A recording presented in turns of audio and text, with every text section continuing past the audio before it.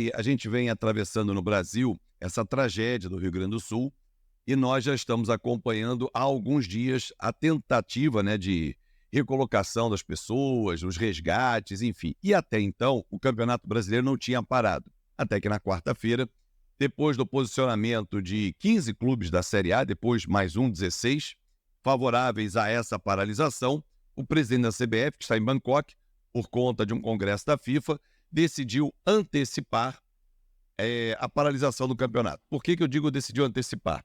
Porque dia 27 vai ter um congresso técnico, uma convocação de urgência. É só para 27 de maio. E aí sim, lá eles decidiriam. Mas como houve um movimento de blocos, os clubes se reuniram. E olha, 16 são favoráveis, 3 não. Palmeiras, São Paulo e Flamengo não. E o Corinthians ficou ali ao processo. Então 16-4. Vamos botar assim o placar. E o campeonato para pelas 2 próximas rodadas, Edu e Cássio. É uma decisão humanitária, é uma decisão social, é uma decisão esportiva para não ter desequilíbrio, já que o Grêmio, Inter e Juventude estão com jogos atrasados. E lá na frente, isso pode atrapalhar o desempenho esportivo. Qual é a tua avaliação, Edu? Bom, Fábio, primeiro de tudo, é claro, né? Aqui ninguém está discutindo, obviamente, a questão humanitária. Isso é a maior tragédia ambiental do país, acho que dá para dizer isso, né? Então, assim, essa questão de todo mundo ser solidário com o Rio Grande do Sul, futebol, outros segmentos da sociedade, isso não está em discussão aqui para mim. Isso, obviamente, vem à frente de qualquer outra coisa. Até por isso, eu defendia que o futebol deveria ter parado imediatamente junto com a tragédia. Agora, eu já nem sei se é mais o caso de parar ou não, porque realmente eu não vejo como isso vai mudar a questão lá do dia a dia do Rio Grande do Sul. Mas por que eu digo isso, que deveria já ter parado? O que faltou? Bom, eu que nessa minha carreira quase de 30 anos de jornalismo já cobri várias tragédias, né, em outros momentos da minha carreira, quando eu não estava dedicado integralmente ao futebol. Assim, existe uma coisa básica nesses momentos, que é o tal do Comitê de Gerenciamento de Crise, certo? Então, assim, quando aconteceu a tragédia, isso a gente está falando ali, foi do final de abril para o começo de maio, né, já há 15 dias, a CBF deveria ter, na minha visão, claro, né, estamos aqui com o debate aberto, a CBF deveria ter instituído o tal do Comitê de Crise. E o que ela poderia ter feito? Ela poderia ter parado o Campeonato Brasileiro imediatamente, e aí poderia, quem sabe, antecipar algumas Copas que não teriam influência num todo. Por exemplo, Copa do Brasil. A Copa do Brasil, todo mundo sabe, claro, é um mata-mata, né? Um embate entre um time e outro. Se nós temos 2 times que não estão envolvidos diretamente, que não tem Juventude, não tem o Grêmio e também não tem o Inter, poderia, de repente, ter usado essas 2 semanas para ter antecipado os jogos da Copa do Brasil e aí, lá para frente, sobrariam datas, sobrariam quartas-feiras, meios de semana, melhor dizendo, para a gente encaixar os jogos do Campeonato Brasileiro, né? Como a CBF não fez nada disso, agora, obviamente, tem essa paralisação. Lembrando que, se a gente for pegar a tabela hoje do Campeonato Brasileiro, tem 8 times com jogos atrasados. 12 times já cumpriram as 6 rodadas e 8 times não cumpriram as 6 rodadas. E o mais defasado em relação às 6 rodadas é o Criciúma, com 3 jogos apenas. Ou seja, já tem aí a questão da isonomia do futebol, né, do campeonato, que tanto se discute, que tanto se fala, para mim, já ficou para trás até pela Copa do Nordeste, até pela Copa Verde, entendeu? Por causa disso que jogos foram adiados, né? Hoje a gente tem, como eu disse, 8 times que não estão na mesma página dos outros. Então, assim, a isonomia do futebol realmente, com essa tragédia gaúcha, né, com esses trágicos acontecimentos lá no Rio Grande do Sul, ela já ficou defasada. Eu não vejo muito como recuperar isso, né? É um caso, obviamente, de exceção, né? É uma coisa, obviamente, totalmente fora da curva, e agora é a questão de minimizar os danos. Ou seja, a gente vai ter essa reunião aí, né, da CBF, dos clubes na CBF no dia 27. Agora, não adianta nada esperar a reunião para acontecer alguma coisa. Os clubes já têm que estar pensando, já têm que estar realmente olhando os calendários, né? A gente tem aí a questão da Copa América, que o Campeonato Brasileiro não ia parar, portanto, não é uma folga que nós temos no nosso calendário. E aí, Fábio, o meu grande medo, né, é a gente voltar 20 anos no tempo. Porque, por exemplo, eu já ouvi também gente falando, não dos clubes, né, mas do nosso meio na imprensa, discussões, redes sociais e tal.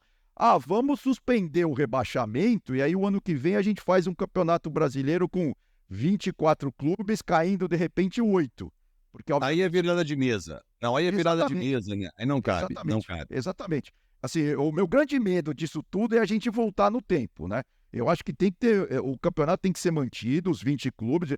Agora, uma coisa que talvez tenha que acontecer é empurrar o Campeonato Brasileiro para o ano que vem, sei lá. Mas e aí? As federações, né, dos estados vão encurtar os respectivos campeonatos locais? Essa Ô, é uma Edu, dúvida que fica, né? então, mas esse ponto que eu quero até passar para o Cássio, e foi levantado pelo presidente Reginaldo Rodrigues nesse período que ele está em Bangkok para o Congresso da FIFA, ele chamou a atenção porque o ano que vem tem o Mundial de Clubes, ou seja, o Campeonato Brasileiro vai ser afetado, porque 3 clubes já estão no Mundial da FIFA: Flamengo, Fluminense e Palmeiras. Se um outro brasileiro conquistar essa Libertadores, será um quarto time, ou seja, 20% da competição estará no Mundial de Clubes. E vai ser uma Copa do Mundo, vai ser um mês de duração. O campeonato vai ter que parar, ou como é que eles vão organizar esse calendário? Que vai esticar em dezembro, a gente não tem dúvida, Cássio.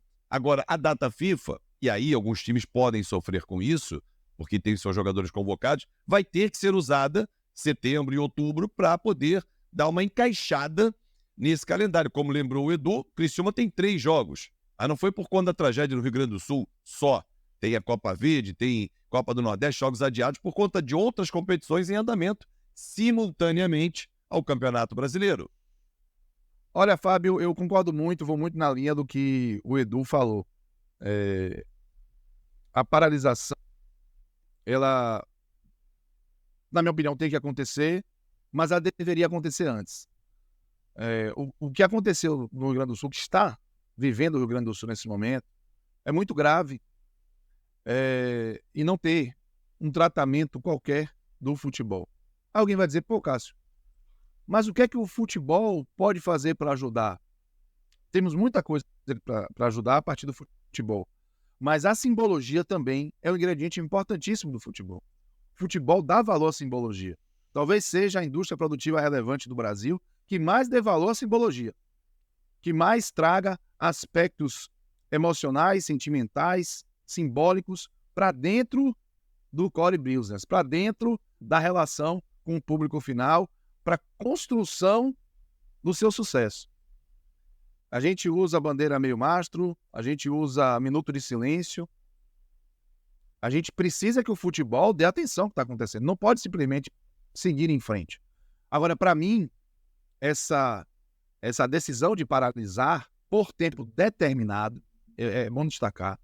Eu não acho que a paralisação precisa ser, pode ser ou deve ser, sem tempo determinado. Porque não dá para criar um problema tentando ajudar a solucionar outro, né?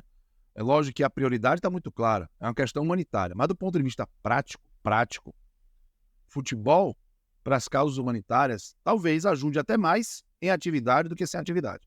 Mas do ponto de vista esportivo, em respeito às instituições importantíssimas do futebol brasileiro, o Grêmio, o Inter, Juventude, em respeito à própria competição que eles participam e em respeito, claro, ao que está acontecendo, é preciso parar e fazer uma revisita no cenário do futebol brasileiro a partir desses estragos. Devia ter sido antes. Devia ter esse comitê de crise que falou o Edu, agindo no momento que caiu a ficha do tamanho do estrago, do tamanho da gravidade das enchentes do Rio Grande do Sul. Mas aconteceu agora. Ok, não acredito que 15 dias, que 2 rodadas adiadas, elas vão ser suficientes para desestabilizar a estrutura econômica do futebol brasileiro, para desestabilizar uma relação de contratos, de patrocínio, atletas. Vai espremer calendário? Vai. Vai ter perda para todo mundo. Vai ter gente jogando em data FIFA sem jogador convocado. Vai ter gente tendo que estar jogos com um intervalo menor que 66 horas. Aí todo mundo tem que se abraçar e entender que essa perda vai acontecer. Mas esse período, ele precisa prático. Ele precisa ser aproveitado para que as cabeças pensantes do futebol e quem for de direito resolva como vai ser daqui para frente, porque, infelizmente, falo de coração partido, infelizmente, Grêmio, Inter e Juventude não terão condição de disputar qualquer competição com a famosa isonomia. Não vai acontecer. Os estragos são profundos, em especial os clubes de Porto Alegre, com seus centros de treinamento arrasados. Inter sem treinamento em Beira-Rio, o Olímpico, que até hoje está debaixo d'água, né, quando a gente gravou no meio da semana. Aí A arena, né? A arena do Grêmio, Então, né? Continua embaixo d'água. É um fato que chama atenção, você tem toda a razão, Cássio. E vai ser difícil essa recuperação, tanto que o Grêmio já vai treinar em São Paulo, vai jogar em Curitiba, você vai ter que começar a criar bolhas, né? Áreas fora, né, Edu? O próprio aeroporto de Porto Alegre, o Salgado Filho, né, segundo lá a concessionária que Sim. administra, só vai poder abrir em setembro. Setembro, Isso é a é isso previsão aí. de hoje, né? A situação pode piorar, sei lá, se voltar a chover, alguma coisa, a situação pode... Realmente, o que vocês falaram da Arena do Grêmio, né? Eu vi imagens ontem lá de Porto Alegre, porque a Arena do Grêmio, para quem não conhece, está logo na entrada ali de Porto Alegre, inclusive numa região bastante carente da cidade, onde a água ainda não saiu. Tem 1,5 metro de água na frente da Arena do Grêmio, ou seja, os dirigentes do Grêmio não conseguiram até hoje nem entrar na arena para sentir ali como que está a situação do portão para dentro, né? Lógico que as imagens que a gente viu são imagens aéreas, né, que mostram que a situação é bastante grave. E só mais uma coisa, Fábio, sobre esse assunto, eu acho que um outro papel agora importante da CBF é, obviamente, conseguir criar meios de financiar esses clubes que foram prejudicados, né? Nós estamos falando aí, sem sombra de dúvidas, de prejuízos de milhões e milhões e milhões e milhões de reais, né? Então, assim, a indústria do futebol, como falou muito bem o Cássio, é muito gigante, é muito grande. Então, uma outra coisa que tem que surgir meio que rápido também são ideias, né? São formas, são iniciativas de fazer com que a indústria do futebol ajude a reparar aí o prejuízo de Grêmio e de Inter, né? A CBF tem muito dinheiro, a gente sabe disso, então, obviamente, não dá para os clubes pagarem essas contas sozinhos, né? Isso é uma outra coisa que temos que acompanhar de perto e, claro, sei lá, de repente, tirar um pouco de renda de cada uma das outras partidas, fazer um fundo, esse fundo ser direcionado lá para o Sul, enfim, alguns mecanismos aí de financiar essa conta, né, de pagar essa conta, esse prejuízo, tem que ser feitos também, né? Esse é um assunto realmente que tem muita discussão e você deixa aqui o seu comentário, a gente quer ler a sua opinião.